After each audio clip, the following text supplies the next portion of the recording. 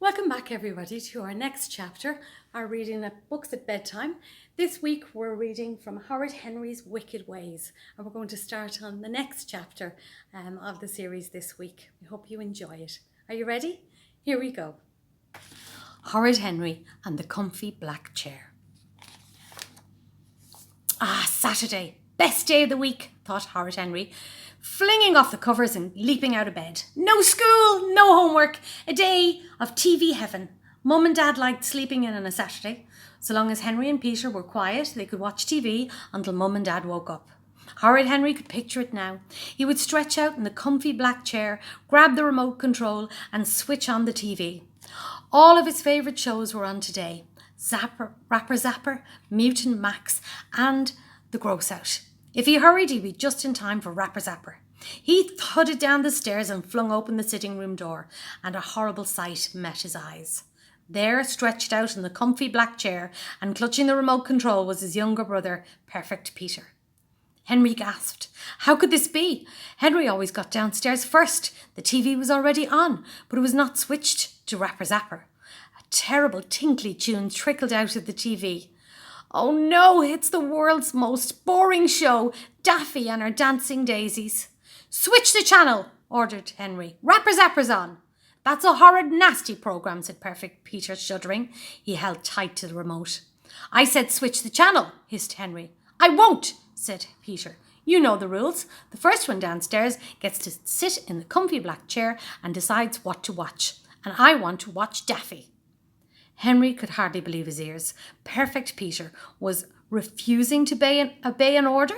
No, screamed Henry. I hate that show. I want to watch Rapper Zapper. Well, I want to watch Daffy, said Perfect Peter. But that's a baby show, said Henry. Dance, my daisies, dance, squealed the revolting Daffy. La la la la, trilled the daisies. La la la la, sang Peter. Baby, baby, taunted Henry. If only he could get Peter to run upstairs crying, then he could get the chair.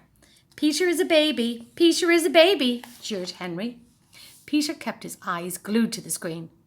Horrid Henry could stand it no longer. He pounced on Peter, snatched the remote and pushed Peter onto the floor. He was Rapper Zapper, liquidizing a pesky android. Ah, screamed Perfect Peter. Mom! Horrid Henry leaped into the comfy back chair and switched channels. Grrr! Growled Rapper Zapper, blasting a baddie. Don't be horrid, Henry, shouted Mum, storming through the door. You go to your room. No, wailed Henry. Peter started it. Now, screamed Mum. La la la la la, trilled the daisies. Buzz. Horrid Henry switched off the alarm. It was 6 a.m. the following Saturday. Henry was taking no chances. Even if he had to grit his teeth and watch Rise and Shine before Gross Out started, it was worth it. And he'd seen the coming attractions for today's Gross Out. Who could eat the most cherry pie in 5 minutes while blasting the other contestants with a goose shooter? Henry couldn't wait. There was no sound from Peter's room. Ha ha, thought Henry. He'll have to sit on the lumpy sofa and watch what I want to watch. Horrid Henry skipped into the sitting room and stopped. Remember, children, always eat with a knife and fork, beamed a cheerful presenter. It was manners with Maggie. There was Peter. Perfect Peter, in his slippers and dressing gown, stretched out on the comfy black chair. Horrid Henry felt sick. Another Saturday ruined. He had to watch Gross Out. He just had to. Horrid Henry was just about to push Peter off the chair when he stopped. Suddenly he had a brilliant idea. Peter, Mum and Dad want to see you. They said it's urgent. Perfect Peter leaped off the comfy black chair and dashed upstairs. Tee-hee, thought Horrid Henry. Zap! Welcome to Gross Out, screeched the presenter, Marvin the Maniac. Boy, you will be all feeling sick today. It's gross, gross, gross. Yes, said Horrid Henry. This was great. Perfect Peter reappeared. They didn't want me, said Peter, and they're cross because I woke them up. They told me they did, said Henry, eyes glued to the screen. Peter stood still.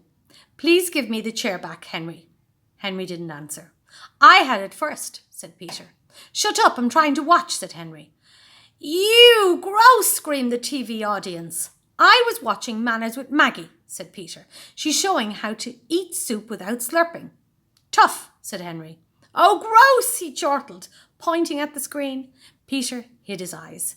"Mum!" shouted Peter. "Henry's been mean to me!" Mum appeared in the doorway, and she looked furious. "Henry, go to your room," shouted Mum. "We were trying to sleep. Is it too much to ask to be left in peace one morning a week?" "But Peter—" Mum pointed to the door. "Out!" said Mum. "It's not fair," howled Henry, stomping off. Zap. "And now, Kate, our guest manners expert, will demonstrate the proper way to butter toast." Henry slammed the door behind him as hard as he could. Peter got the comfy black chair for the very last time. Buzz! Horrid Henry switched off the alarm. It was 2 a.m. the following Saturday. The Gross Out Championships were on in the morning. He grabbed his pillow and his duvet and he sneaked out of the room. He was taking no chances. Tonight he would sleep in the comfy black chair. After all, Mum and Dad had never said how early he could get up. Henry tiptoed out of his room into the hall. All quiet in Peter's room. All quiet in Mum and Dad's. Henry crept down the stairs, carefully opened the sitting room door. The room was pitch black.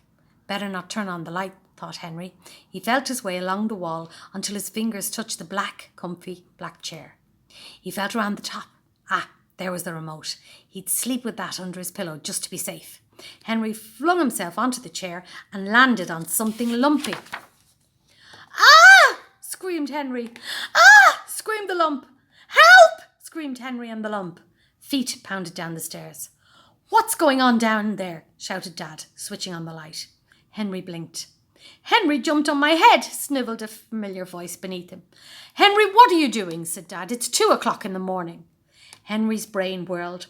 "I thought I heard a burglar, so I crept down to keep watch." "Henry's lying," said Peter, sitting up. "He came down because he wanted the comfy black chair." "Liar," said Henry. "And what were you doing down here?" "I couldn't sleep, and I didn't want to wake you, Dad," said Peter, "so I came down as quietly as I could to get a drink of water. Then I felt sleepy and I lay down for a moment. I'm very sorry, Dad. It will never happen again." "All right," said Dad, stifling a yawn. "From now on, you're not to come down here before 7 a.m. or there'll be no TV for a week. Is that clear?" "Yes, Dad," said Peter. "Yeah," muttered Henry. He glared at Perfect Peter. Perfect Peter glared at Horrid Henry, and then they both went upstairs to their bedrooms and closed the doors. "Good night," called Henry cheerfully. "I'm sleepy." But Henry did not go back to bed. He needed to think. He could wait until everybody's asleep and sneak back down. But what if he got caught? No TV for a week would be unbearable. But what if he missed the Gross Out Championships and he never found out if Tank Thomas or Tapioca Tina won the day? Henry shuddered. There just had to be a better way. Aha! He had it. He would set his clock ahead and make sure he was the first down. Brilliant! Gross Out, here I come, he thought. But wait, what if Peter had the same brilliant idea? That would spoil everything. Henry had to double check. Henry opened his bedroom door. Coast was clear. He tiptoed out and he sneaked into Peter's room. There was Peter, sound asleep, and there was his clock. Peter hadn't changed the time. Phew. And then Henry had a truly wicked idea. It was so evil and so horrid that for a moment even he hesitated. But hadn't Peter been horrible and selfish, stopping Henry watching his favourite shows? He certainly had. And it wouldn't be great if Peter got into trouble, just for once. Perfect Peter rolled over. La la la la la, he warbled in his sleep. That did it. Horrid Henry moved Peter's clock an hour ahead. Then Henry sneaked downstairs and turned up the TV volume as loud as it would go. Finally, he opened Mum and Dad's door and crept back to his bed.